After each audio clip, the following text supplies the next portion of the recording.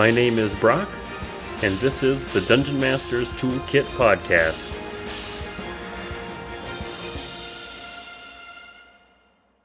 Hello and welcome to the first 2022 episode of Dungeon Master's Toolkit. On today's episode, I talked to James Smith of the Knights of the Smith Dinner Table channel.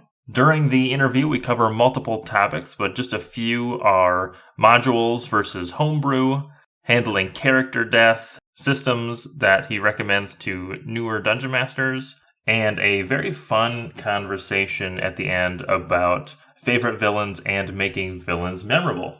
To kick off the new year, we are also going to start the month out with a design competition.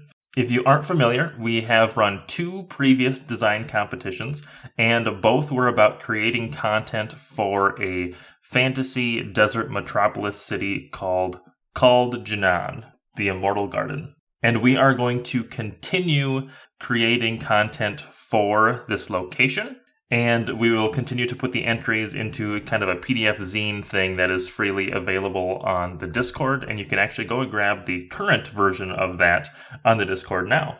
We're also going to up the ante, so the design contest prize, there will be a first and second place prize.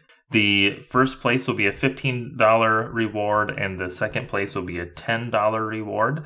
And these will be to either Amazon or drive-thru, depending on what the winner wants. This competition subject is going to be items, and we're going to keep the word count a little bit lower. So to do an entry, all you have to do is come up with an item that could be found in or around this desert metropolis. There will be a Google form in the description of the show or also on the Discord, so you can enter it that way.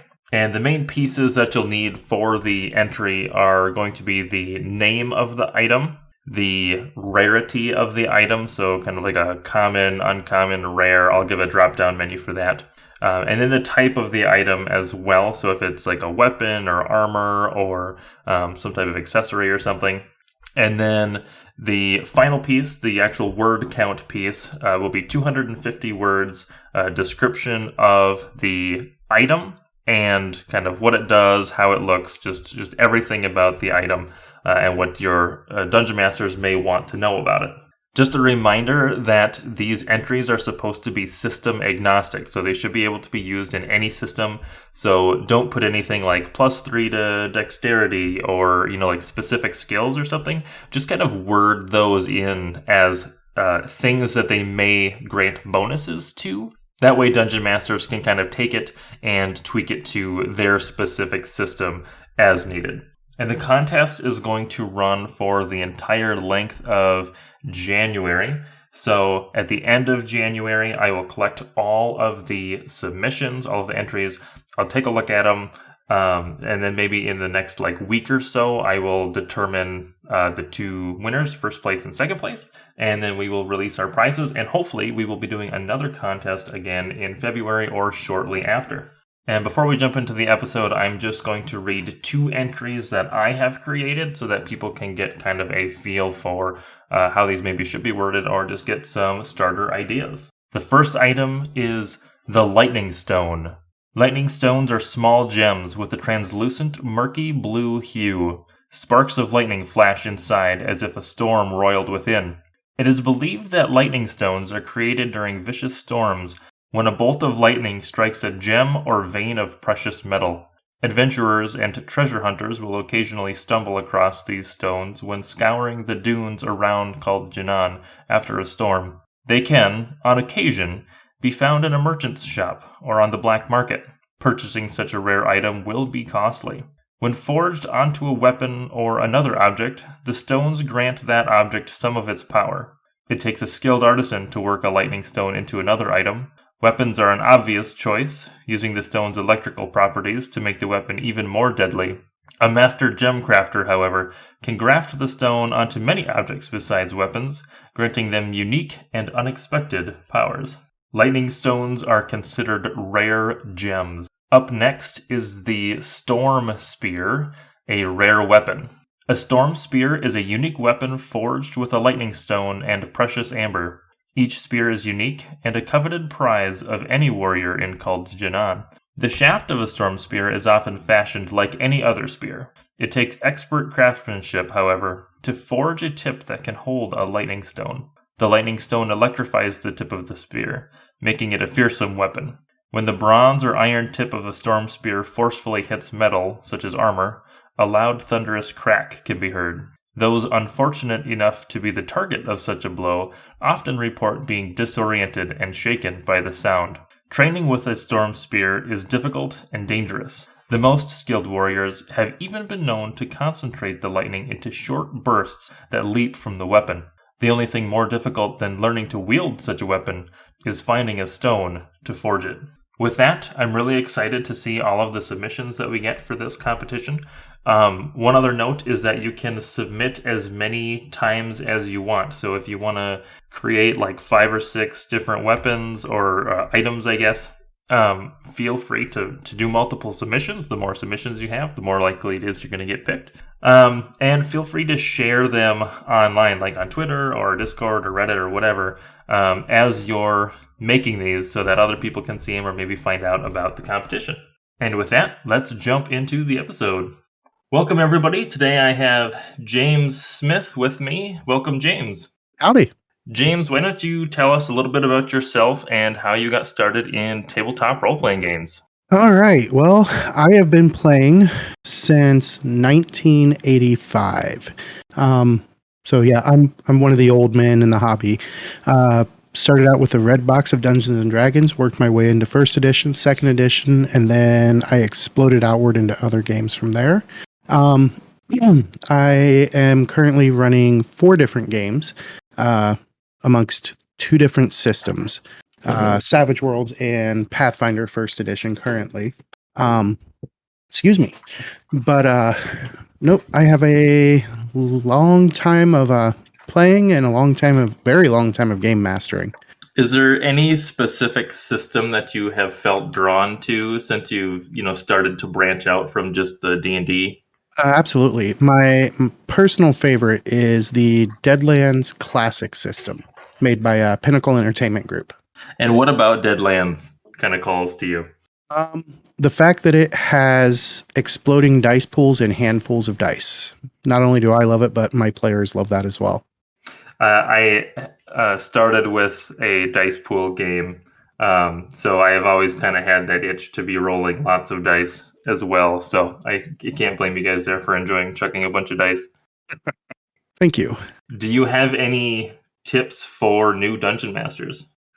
Absolutely. First of all, don't expect everything to go the way that you want it to go. Players are their own people.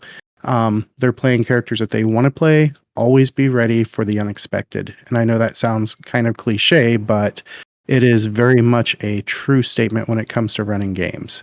Beyond that, don't over prep. Get your maps done, get all that stuff done, have your NPCs ready, but don't try and railroad your party into the story that you want to tell. Let that story evolve naturally. So along those lines, what are the things that you find yourself prepping most so that you can give your players kind of that open sandbox to play in? Most of the time, it's just maps. I do a lot of my own maps. I use Master's Toolkit by Arkenforge Tabletop, and I have found that to be an amazing tool to use just because you can make animated maps. It has dynamic lighting systems and everything. And even better, since COVID happened, because it's primarily was built originally for in-person play, but since COVID happened, they now have exports to all the major online virtual tabletops. So that's what I use to build my maps, and we use Foundry to play nowadays. Yes, I just got Foundry not too long ago, and that has been a blast to play with. There are so many features. Mm-hmm. It has a little bit of a learning curve, but once you get the feel for it, you can do some pretty amazing things in it. The thing that I enjoy about it is being able to, myself, have the license for it and then let anybody join and play so that I don't have to worry about other people like purchasing like pro versions or anything. Exactly.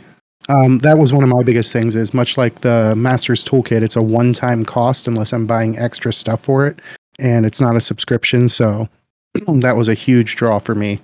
Yeah, those one-time purchases can be nice for sure.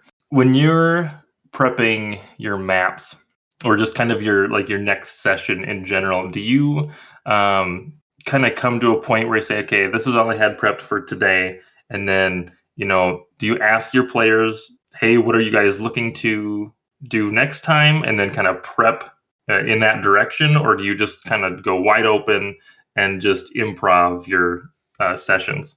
I have always been a big fan of improving. I prep what I can, but I've got a bunch of players who, much like me, have been playing for years. So they're really good at surprising me, and I actually enjoy the surprise. So I do a lot of improv. And do you have any tips that you've learned over the years for just getting better at improv? Honestly, it's a learned skill. It's not something that I can just say, "Hey, this is what you can do to make yourself better at it." It's just you got to find your own comfort zone and go with that. Like when it comes to fantasy games, I suck at improv. When it comes to sci-fi or horror games, I I've been known to run for months without having a single note written down, just maps for whatever encounters happen to happen. So, kind of along the same lines for the maps, are you just preparing like tons of just different maps, kind of somewhat aimlessly, or like you have maybe a location or a town or something, and you kind of prep just multiple things that would be in that area, or how does that process work for you? For my home games, I tend to prep a bunch and just keep them sitting and waiting. If you were to look at my map list that I have in the toolkit, there's probably like 7 or 8 gigs of maps that I've created Oh, jeez. for my shows. Which Legend of the Rainbow House Saints is a playthrough using the Savage Pathfinder rules, or Pathfinder for Savage Worlds rules of the Giant Slayer Adventure Path by Paizo, and then Climate Control is our Reign of Winter First Edition show that is going to be coming out here in a couple of weeks. And in both of those cases, I prep the maps that are actually in the adventures, and not as much improv is required with the pre-generated adventures. It's just a gentle steering back onto course. Yeah, that makes sense because you've got the module to kind of fall back on. Mm-hmm. And how do you like running the modules versus doing improv? Um, I really enjoy both, honestly. I know some people feel constrained by the modules or feel constrained by a set campaign world, but I really don't, because you never know. I've run, for instance, 5 different groups through Rise of the Rune Lords. And even with a couple of the players being the same, every single run through is different. And that has made it a ton of fun for me. And do you allow the players to kind of bend the script as they're going through these modules? Absolutely. If they throw me a curveball, help steer them back on course, but still keep that curveball as part of it. And correct me if I'm wrong, but I feel like if you've run it that many times, the subsequent times that you're running it, it's going to be easier to kind of roll with the punches because you're going to know more of the characters that are involved and kind of how the overarching story is connected. So I feel like you would just have an easier time changing those things on the fly after you've gone through it once or twice. It does get easier the more times you run something. It's years ago, I used to run competition adventures under second edition at Origins Game Fair. And, you run the same adventure 3-4 times a day for 4 days. And by that fourth day, you don't even have to give any thought to catching up with what the players are doing. Right. That's something I've thought about doing on the server is just running like a handful of one shots, but keeping them the same so that new people can play in the one shots. And I could definitely see as I've kind of prepped some of those things, like, okay, I ran this one once. Now running it a second time is going to be that much easier just because I know what's going on and I know kind of what the players from the previous run did as well. Absolutely, yes. Are there any games or game systems, I should say, that you would like to run but you haven't got a chance to play yet? I would love to try Warhammer 40K Wrath and Glory. the whole Warhammer 40K universe just kind of sings to the dark part of my soul, and I really love the lore and everything behind it. But it's just between the two systems I'm currently running most, I just don't have the time to pick up another system. Sure. And it sounds like you're pulled a little bit more towards the sci-fi side of things. I love sci-fi, but ironically enough, both of my shows currently are fantasy. And are they like classical kind of European fantasy or medieval fantasy? Both are currently set in the Paizo world of Galarian. Okay. I'm not super familiar with their settings. It's a very, very rich setting, and you can actually learn a lot about it just from their official website, as well as the Archives of Nethys, which is AON, I think it's aonprd.com. Are there specific tools or websites? I mean, you kind of mentioned Arkenforge and Foundry. Are there any other tools or anything that you use, or books maybe, for prepping your games? With the Pathfinder games, it's real easy because Paizo has put out a very lore-rich amount of books to just, even if you don't use the game system, if you wanted to play in that world, you could build the whole campaign easily because the whole world has pretty much been mapped out. Beyond that, depending on what game I'm running, I'll delve into history books or other such resources like that. Or every once in a while, when I want something grittier, I'll pick up like a Jim Butcher novel. He's the guy who writes the Harry Dresden series, and he's got a great fantasy series as well. And everything of his has been great for giving me ideas. That was my next question: is movies and fiction, if those played a role in any of your inspiration? Yeah, glad I had a job. Is there anything about DMing that you wish you would have learned sooner? Patience. Sometimes, like, you'll get the players who are new, and they'll sit there quietly, and all I want to do is kind of get them to get moving, and that you can't really push people. You just kind of got to let them move in at their own pace. That's fair, and especially if they're new to the game or new to the hobby in general, sometimes it can be a little intimidating to take on this new kind of interactive game. Yeah, absolutely.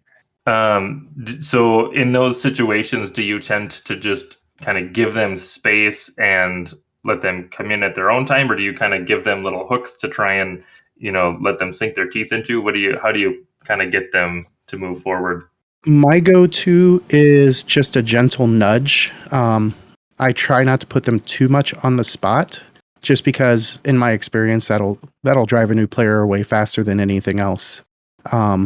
And so I don't like to do it. But I'm not afraid to give them a nudge and say, hey, what do you think you would do at this instance? And let it flow from there. Sure, kind of almost take them out of the experience a little bit to just get them maybe into a state where they're a little bit more comfortable. So I feel like sometimes too, if you put people on the spot, they can freeze instead of, or they'll just like spit the first thing out that maybe isn't necessarily what they want to do. Exactly. And I've seen that happen a few times. You said you were in 4 campaigns, right? Or you're Yes. running 4 campaigns? Correct. How long does one of your campaigns typically last? Are they like indefinite, like they're just going to keep going on, or do you have kind of like arcs where they kind of wind up and then wind back down? It really depends on the game. Like for my Deadlands Classic Hell on Earth campaign, which is a post-apocalyptic Western, that campaign, while it's currently on hiatus, has been running for, I want to say, about 10 years. And that falls under the indefinite. But other shorter campaigns where I have a set story I kind of want to tell, typically no more than a year or two. And are these every week that you're meeting for sessions? Every other week is what we do. Every other week. That's still a year or two. That's still a good number of sessions for a single campaign. Mm-hmm. Do you, I guess in that case, when you do wrap up a campaign, then do you come up with like a new campaign, or do you, get a new idea, or how does like forming a new campaign end up working out for you? My partner in crime, he's our other game master, and he occasionally picks up and runs for me. We usually sit back and we discuss what we think everybody would like, And usually we come up with pretty good campaign ideas, and we haven't had any major complaints yet. There was one campaign where the players just weren't having fun, and it was just okay, we'll stop this one and try something new. And that's been the case with my primary players over the years. If they don't like something, we don't continue it. Well, and I think that's smart, because if you aren't having fun, then everybody's going to get burned out, and then the group is gonna fizzle out and stop meeting. So switching gears when you need to is smart. Mm-hmm. So you mentioned that you do have another DM. Do you kind of like tag team on a given campaign, or does one of you is one of you the primary DM for the campaign, or how does that work? So it honestly depends on what we're playing. Typically, for the sci-fi stuff, it's typically me. I tend to handle the sci-fi better, although he is going to be running a Starfinder game in the future to allow me to play some sci-fi. But we don't really co-GM. It's more of I take a turn, he takes a turn, or I'll take 6 turns and then I need a break and then he takes a turn. And generally that's how we've done it over the years. And then when you're swapping like that, I assume that you have like your own character that you come in and play with when you're not DMing. That is correct, yes. And how do you handle that? How do you handle that character? Like, especially if you go, you run 6 sessions and then you swap for 1. How do you handle that for the character? I mean, I have loads and loads of years of experience, so I've just gotten used to being able to switch characters on a fly, and I just dive right into it. I tend to be one of the more prolific role players when I am a player, and that's one of the ways I kind of get the stress of running a game out, is by doing just that. I have definitely mentioned on this before that when you start to get the DM burnout, playing in a game is usually one of the best ways to just kind of reignite that spark to run again. Oh, absolutely. Unfortunately, there's a few character classes in some games I'm not allowed to play anymore because of it. So with that question before, what I was more so getting at with the character question was, how do you handle the like the character not being around and then like 6 sessions or whatever, okay. and then randomly showing up again for a session? It's actually completely different campaigns, so we don't even have to deal with that. Oh, well, that makes it easy. So you just intersperse when you need a break. You just say, "Okay, everybody, we're switching gears. We're going to run this one this week," and then go from there. Absolutely, yes. Well, that just completely changes it. I understand why you skipped right over that, because it's not even a true question. If you does switching between campaigns, is that kind of tricky for people, or is that not too bad? Again, like 6 sessions and then you just like you do one, and then if it's like another like month or 2 before you play in that campaign, is that switching gears, is that take much, or is that not too bad? No, we've got a really good and solid group of players who they all joke that I have game ADHD, just because every once in a while it's, hey, I want to play something different. So they've all gotten used to it over the years. And like I said, the vast majority of my players have been with me for a decade or more. We've only got a few players who haven't, but yeah, everybody's used to it at this point. So we just kind of roll with the punches. And what is your group size? Depends on which night it is. It is anything from 4 players to 8 players. So you've got kind of a wide array of people, and then just depending on what you're playing, kind of indicates who's there. Yeah. And the age range is anywhere from late teenage years to early 50s and 60s. That is quite the range. That's awesome. Mm-hmm. Do you, with the differences in ages, do you notice any patterns or quirks or anything about having that kind of wide of an age range? The younger folks like the old Monty Python kick in the door and loot everything, typically more than what the older folks do. And it takes a little practice to get them reined in and not derailing the story with antics like that. I think I don't know if that's a common thing with new players or if it's just like a personality thing, but I guess I can kind of see where if you're kind of new to these types of games, I mean, the main draw is that, I mean, you can do anything, right? It's open. So kind of coming in and testing that, like, I mean, can we do anything? Like, how far can I push this? I can kind of see that being maybe a newer player trait than somebody who's maybe played for a while. Yeah, and usually they're the ones who run off on their own, and then they find out why you never split the party. How do you handle character death? Typically, like with the shows, it's only come up a few times. And I mean, I'm not going to lie, I am a brutal game master. For years on the old Deadlands listservs, I had the highest body count just because I let the dice roll as they will. But as I've aged and matured, typically if it's a mook fight, I don't like to let characters go down. But if it's an important fight, then the dice fall where they may, and usually there's no hurt feelings. At least in the cases of my groups, just because everybody understands, hey, our characters are doing things that are extremely dangerous. And for instance, let's go running into a dragon's den. I mean, somebody realistically is going to die. Yeah, whoever's in first is getting their head bitten. You mentioned that you kind of leave the dice as they are. Do you roll in the open then for your games, or do you have a screen at all? It really depends on the game. Like Pathfinder 1 and 2, and the classic Deadlands, I keep my dice behind the screen just because every once in a while I do need to fudge things that way somebody doesn't die to something really dumb, like a really lucky roll by a bad guy that's just a mook and doesn't mean anything in the grand scheme of things. But for games like one of the other games we play is Torg Eternity, and that and Savage Worlds, everybody knows their target numbers straight out. So really there's no sense in me rolling behind a screen, and I just keep it out in the open then. Oh, that makes sense. I always like the idea of just rolling in the open and then not having people have to worry if I'm changing stuff or not, right? Because some of my players can get a little bit paranoid about what I'm doing. So for me, it's just a little easier to just be brutal with them on the dice. I mean, I've been known to be brutal a time or two. Is there a certain system that you would recommend for new dungeon masters? Absolutely, hands down, without a question, Savage Worlds Adventure Edition. It is.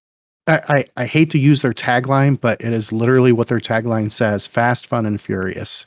I am actually friends with the creator, Shane Hensley. We became friends during the original Deadlands Classic days. And it's one of those games where you don't have to, there's not as many rules to know. So you don't have to worry about getting the rules wrong. And if you do, what's more important is just the fact that the action stays fast and furious. It's very pulpy, so it definitely catches. Like if you wanted to play an Indiana Jones game, it definitely captures the Indiana Jones feel. But like I said earlier, my Giant Slayer campaign, we're using the Pathfinder for Savage Worlds rules. And so far, it has made for lots of fun things like the human fighter getting launched out of a catapult. And it's honestly a really easy system to pick up and learn. But for those of us who like a little bit of crunch, it does have some crunch if you dig deeper into the rules and look for the more obscure stuff. Sure. I think I've maybe briefly skimmed Savage Worlds, but I haven't gotten the chance to play it. But I know that is a popular one that gets brought up. So it's something I'm going to have to spend some more time on. Absolutely. I highly recommend it. Well, we are at about the halfway mark. So if you would like, you can tell us a little bit about the projects that you're working on. So right now, I am getting ready. As a matter of fact, about 3 hours from the time that we're at now, we'll be releasing season 2 of Legend of the Ramble House Saints. That is an actual play video of the Giant Slayer adventure path made by Paizo, done, like I said earlier, with this Pathfinder for Savage Worlds rules. That campaign has just been an absolute blast, simply because all four of the people playing in it are all great personalities, and they're all willing to just have a good old time doing things. That's our baby. That's the one that my friends and I all. But I currently expanded out, or I'm currently expanding out and getting involved with other Pathfinder content creators. And here on the 12th of January, we're going to have an actual play podcast of the Reign of Winter campaign played with Pathfinder First Edition. And I'm running the game. There's 4 other game masters. 2 of them are from Fiend and Foil podcast. One of them is from Roll the Roll podcast. And the last player doesn't do a podcast, but she is pretty active in the Paizo community. So she's fairly well known. And it has been, recording it so far has been an absolute blast because I'm playing with 4 personalities that I wouldn't have played with otherwise had I not reached out and said, hey, who wants to try this? And like our little teaser shows what happens when 4 game masters actually get to play, the Galarian freezes over. And it is fun to have all dungeon masters in a game. We ran a Blaze in the Dark one-shot on the server a while back with all dungeon masters. And it's just a different dynamic than when you have a dungeon master and then a bunch of players. It is. It's been a ton of fun. All 4 of the folks who are playing are constantly throwing out ideas and things like that on how we can improve the show.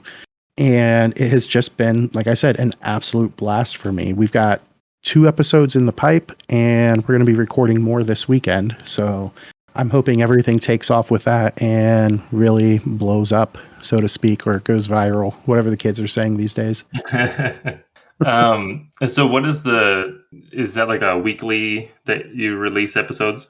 That will be released every Wednesday at midnight. The Legend of the Ramble House Saints is going to be every Tuesday at midnight. And we are recording ahead just to give me time to go through and post-produce everything. So that way, like, if I have a raging coughing fit because I have sinusitis like you wouldn't believe all the time, I can go in and cut that out. And people don't have to listen to me cough into the mic for 5 minutes. So I guess on the topic of editing, what tools do you use for editing the shows? I use XSplit to record, the XSplit Broadcaster. It does a great job. It can record multiple channels at once, including multiple video channels, which is huge. For post-production, I use Vegas Pro, and that allows me to add music and things like that in the background, remove quiet spots so that way it flows better. And every once in a while, when I need to do something really kind of different, I use SoundForge, which is also by Magix. Magix makes Vegas Pro. And that's when I really want to kind of like clean up the audio.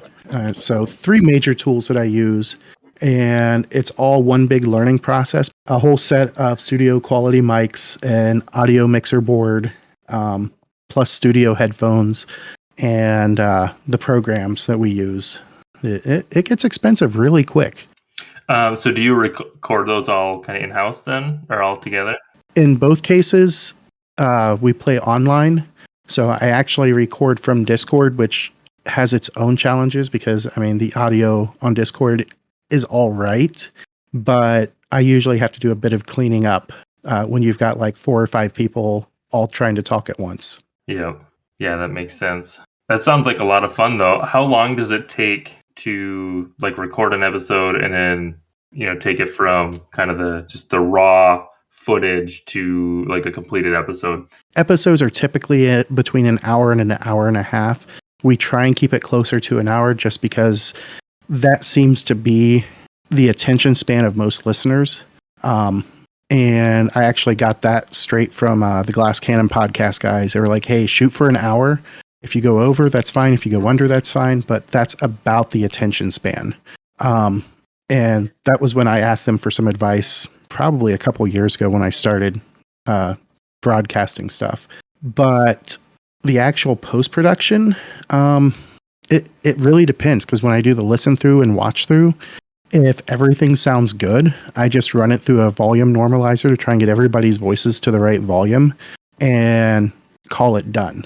but like the first episode of Climate Control, I had a really bad technical error going on with Foundry, and I could not figure it out. So you've got like a 5-minute stretch of me just berating the program that I had to cut out. That took a little bit of extra time trying to find the exact spot I wanted to cut it at, and then patch it all together, and then throw the music in behind it. But I mean, it's been a lot of fun. I definitely have enjoyed learning how to do all of this. When you're recording these sessions for your show, do you kind of plan them differently, or do you prep them differently than you would plan for like just a home game? About the only thing I do different would be a little more like setting everything up. I mean, since in both cases they're running published adventures, I like to make sure I have everything I could possibly throw at them that session ready. Now, me being the OCD person that I am, I have the first 2 books for both adventure paths completely put into Foundry at this point, and so I don't have to do much prep other than listening to the type of music I want to get me in the right mindset before I start. And these are the ones that you said that you've run a couple of times, right? So that probably helps as well. Actually, no. I had not run Giant Slayer nor Reign of Winter prior to starting them for the shows. Brand new. So you can't pull on any of that previous knowledge directly. Nope, just what I've read. When you are running these modules, do you, like before you've run one in this case, do you go through and kind of like skim the whole thing or read the whole thing, or do you read sections? How do you go about kind of figuring out the module? So I typically do a skim of all the modules in a series. And if it just happens to be one, then I'll skip that step and I'll go straight to a deep read through. But when it's a series like the adventure paths are, I do a deep read through before we get into that book. Just that way I don't have too much information piled up at once and I start confusing stuff. But that way I know what's coming in the future and I can kind of sort of plan for that. But still, if I don't do a deep read through of everything, I can make changes as I need to as we go along. Right. It's almost even just like at the session level, you'd really be reading everything then, but kind of outside of that, you just need to have a kind of a cursory knowledge of what is roughly going to happen in the next couple sessions or so. That is true. I really need to pick up a module and try to run that for some people, because I tend to always just want to homebrew everything, setting, story, and then I usually end up getting a little bit overwhelmed with it. Do you have any recommendations on a module to start with? Unfortunately, in that instance, everything that I would have would be Pathfinder related. I'm not sure if you're a Pathfinder player at all. I am not, but I would be open to just looking at the modules just more so for story purposes. The Rise of the Rune Lords Adventure Path by Paizo. It was the first one they created when Paizo split off of Wizards back with that debacle they called 4th edition. Sorry. But that was the first adventure path they created, and that's kind of what they built the whole world out of. So it really gives you a good idea of like the world spanning plot, and Rise of the Rune Lords really is a world and time spanning plot, and it's just a great series of adventures that really introduces characters to that whole narrative storytelling feel, and That would be the first one I would go to. Well, I'm going to have to pick that up now. I would probably end up running maybe 5th edition, but most likely I really like the Index Card RPG, if you're familiar with that one. Mm-hmm. Super simple to just redo stats and stuff for monsters and whatever. So I think pretty much whatever, as long as there's a story, I can make monsters and stuff fit. So that would not be too difficult. Yeah, the story is phenomenal. And what's kind of I assume that's kind of like a European medieval fantasy as well, or is it, well, you kind of said before it's kind of different, right? Yeah, Galarian is kind of split up into different I don't really want to call them zones, but like the most common place that a lot of adventurers play in is the land of Varesia, and it's kind of a historical land that's had a bunch of stuff happen in the past, and so everybody's kind of exploring to find out all of this information about the nations that used to be there before this cataclysm called Earthfall, when the Aboleths brought a meteor down on the human nation of Aslanti and caused basically an apocalypse 10,000 years in the past. But there's lots of other different types of realms out there. So, like, if you go to the northeast, a couple thousand miles, there's a place called the World Wound where a witch opened up a permanent portal to the abyss. And so there's a holy crusade going on trying to beat back the demons and keep them from taking over Golarion. And literally right next to that, a few hundred miles away, is a land called, I'm probably going to mispronounce it, Numenaria, where a couple thousand years ago, after Earthfall, a spacecraft of all things crashed into the planet. So you've got some like ancient high-tech items there. There's a whole continent that's kind of got the Africa feel, Africa and Egypt type societies there. There's actually a place that is kind of based off of the United States called Andor. It's the only country in all of Golarion that has free and open elections. So yeah, if you pick a fantasy trope or a science fantasy trope, you can definitely play it in Paizo's World of Golarion. Sure, they just have like just different sections of their different regions that have these different kind of feels to them. That's really cool. Yeah, I'll have to check that out. Is there more that you wanted to talk about your channel, your shows that you're doing? Sure. If anybody would like to check us out, you can get the direct links from our website, which is knightsofthesmithdinnertable.com, and that's all just one big word in the URL. We got links to both our podcasts, the podcast versions of our shows, as well as our YouTube channel, which has the actual video recording of our Legend of the Ramble House Saints. And on that, you can actually see the maps that we're using. Easily 95% of the maps that you see in that, I put together. There's a few that I picked up here and there off the interwebs and used with the permission of the various artists. But, I mean, you choose which way you want to go, and we've got podcast and video play actually covered on both. That is really awesome. I'm going to have to listen to the podcast because I always need something to listen to when I'm driving. It sounds like a really fun set of shows that you guys have. We do try. Do you have a favorite encounter?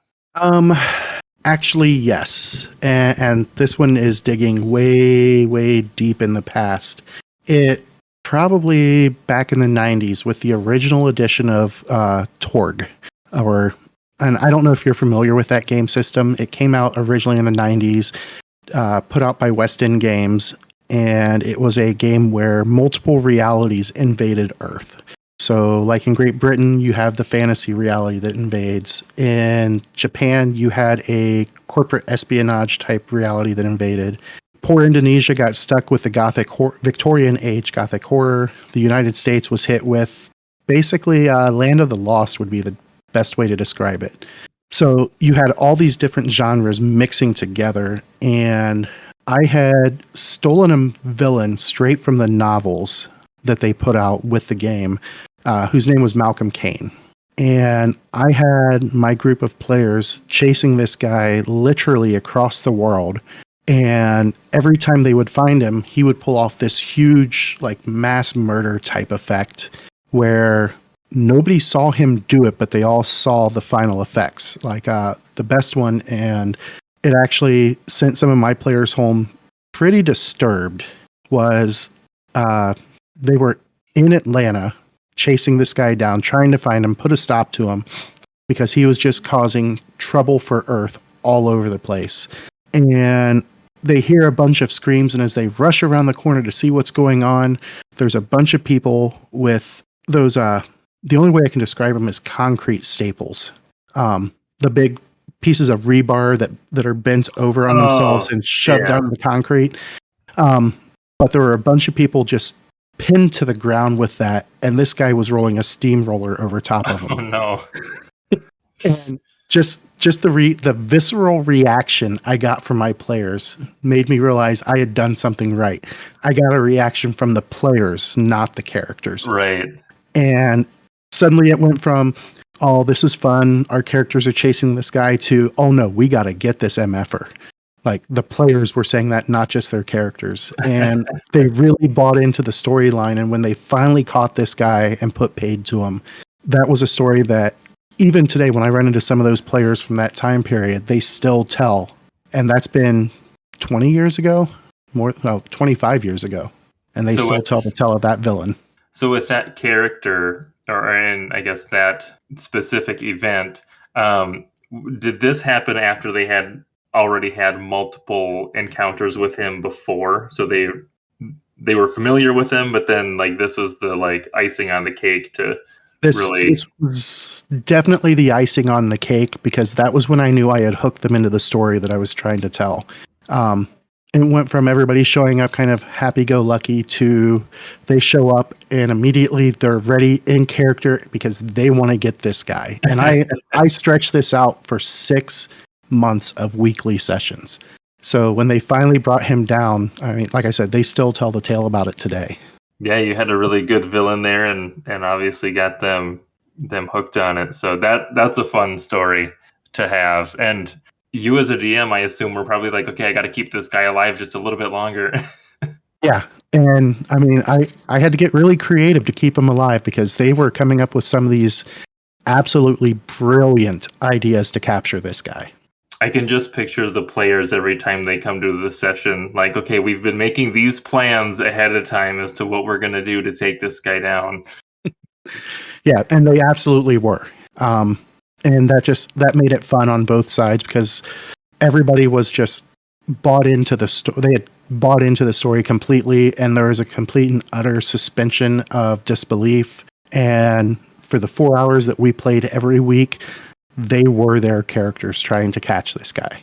Well, they probably gave you quite a few surprises as well, too, right? Because if they're planning stuff kind of outside of the game, then you're not going to know what's going through their heads until you get to the table. Oh yeah, and like I said, I had to scramble sometimes to keep this guy alive, to keep the story going, and to really give them the satisfaction when they finally caught this guy. So what happened to the campaign after they ended up catching the villain? It ended up running for another 2 years. And once they had bought into it like that, everything stayed at that level for the rest of the campaign. And then finally, life happened, and I had to go out of state, and a couple other people were moving away, and it just generally kind of fell apart. And I mean, back in the 90s, we didn't have anything like Foundry. The best we could do was play by email or play by post. And that just, for me at least, that just does not get the same feel. Well, and play by post is fine if that's what you want to do, but going from like a high intensity in-person game to that would be really difficult. Yeah, absolutely. And I was sad to see it go, but I have a lot of fun memories of that campaign. So it definitely helped me grow as a game master. It's really awesome that the game didn't just end after they caught the villain, because that's kind of what I was thinking, is like, oh, as soon as they catch this guy, like, what do you have, next that's going to keep their interest? But that's awesome that you were able to keep it going and at such a high intensity for that long. Yeah, like I said, it taught me a lot about writing my villains. And while not every villain is like this absolutely vile piece of human trash like he was, it's allowed me to branch out and create other memorable villains, other memorable NPCs. One of my favorite is a goblin by the name of Scritch. He was a barbarian who could not comprehend ranged weapons. So this beautiful +1 crossbow that he had, he used as a club. And he's one of those that when I need comic relief, I'll drag him back out, just because it gets everybody. They like see him swinging this beautiful gold filigreed +1 crossbow at something, and they all kind of hear the nails on the chalkboard as it happens. Yeah, you can just see him cringe. No, that's not how you're supposed to use it. Exactly. So, on writing memorable villains, I guess what was the biggest takeaway from that first villain that we talked about as to how to make your next villains also interesting and engaging? Pick a trait. And I know that sounds kind of generic, but pick a personality trait that is the primary driving force of that character. So, like in his case, his was all about gaining occult power. And that's what I centered everything on him about. So, everything he did, there was an occult reason for it. And each murder that he committed had to be bigger and bolder than the last. Another villain I've created, it was for Deadlands Hell on Earth. And his big thing was just an absolute overconfident self-righteousness. And no matter what the players did, they could not shake him from this. He was always the I'm better than you and this is why type of deal. So I always recommend picking one human personality trait and blow it out of proportion. Now, don't stick just to that, but have that be the major driving force. And when you can focus on something like that, I have found that you can absolutely make memorable villains because you've got to give them that trait that people will remember them by. And while they don't have to be one-dimensional, they kind of do for that one trait there, so that way everything works great for that villain. I've seen various people talk online about sometimes being one-dimensional, especially in movies or fiction, especially when it's kind of high intensity. Sometimes being one-dimensional is okay because, like you said, that is what people kind of remember about the character, and it kind of gives them just this larger-than-life personality. Exactly. And I know that lots of people complain about that type of thing, but honestly, that's what I have found is really digs into the players and gets them wanting and chomping at the bit and raring to go to get this bad guy and put him back in the ground. And one more question. Mm-hmm. If you could have any RPG book created, what would you put in the book? What would I put in it? Yes. Oh, that's a tough one. I would have to say horror rules for all occasions because horror is my favorite genre. I have found I have an amazing knack for it. I scare myself sometimes. So yeah, definitely good horror rules, good fear rules, because I've only come across one or two games that have fear rules that can really dig into that visceral feeling. Fear is definitely not one that is easy to portray. And I think especially because you really have to really pull it off, you have to make your players feel it. Absolutely, yes.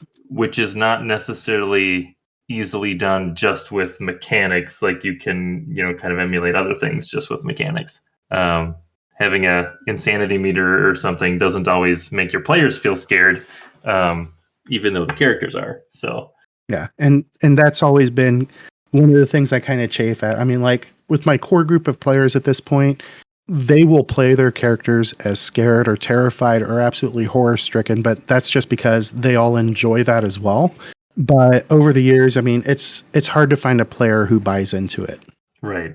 Yeah, I haven't run any horror games myself or really played in any, so I'm not, super familiar with it, but I have seen that as a general consensus in the community that is one of the more difficult genres to emulate with tabletop. Well, cool. I appreciate you coming on and doing this interview, James. Where can everybody find you? You can either find us at knightsofthesmithdinnertable.com. You can search for us on Facebook under Knights of the Smith Dinner Table. And then on Twitter, we are at Knights Dinner, I believe. I would have to double check that, but I'm pretty sure it's at Knights Dinner for our Twitter page. And I'll put the links to all your stuff in the show notes as well. So if any of the listeners are curious, just head on to our show notes and you'll be able to find it there. Excellent. Well, awesome, James. I really appreciated you coming on. No, thank you for having me. Thanks for listening to this week's episode of the Dungeon Master's Toolkit podcast. You can find links to all of the products and resources that we talked about on the show in the show notes. And if you'd like to join the community or find out how to be on the show, check out our subreddit or join us in our Discord server.